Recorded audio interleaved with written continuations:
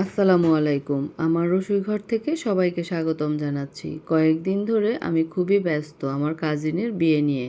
তাই আমি আপনাদের সাথে আমার কোনো রান্নার ভিডিওই শেয়ার করতে পারছি না। তাই ভাবলাম আপনাদেরকে আমি কি করছি সেগুলো একটু দেখাই।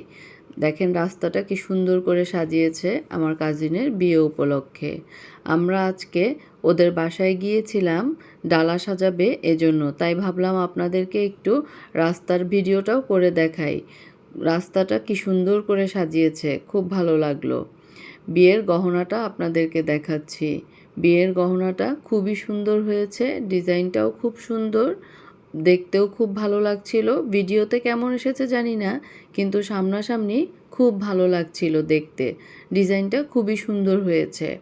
তারপর ওখানে ওর বন্ধুরাও ছিল, বন্ধুর বউরা ছিল, সবাই মিলে একসাথে আমরা ডালা সাজাচ্ছিলাম। সবাই মিলে একসাথে সাজালে সেটার আনন্দই অন্যরকম থাকে।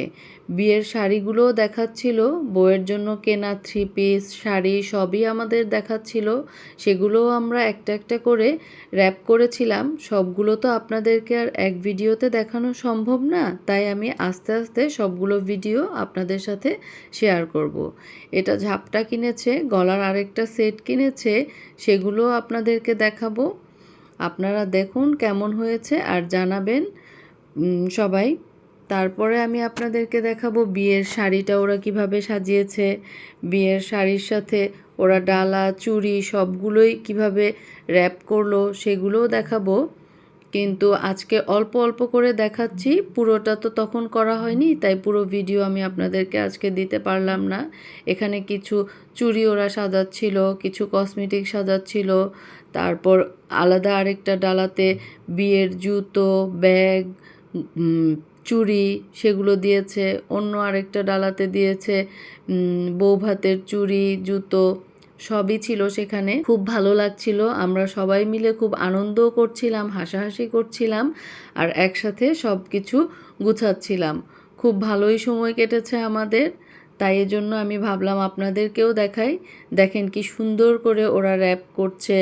ওরা জুতোগুলিকে একদিকে দিয়েছে, চুড়ি দিয়েছে, ব্যাগ দিয়েছে, খুব সুন্দর করে ওরা সাজাচ্ছিল। ওরা হচ্ছে আমার কাজিনের বন্ধুর ওয়াইফ।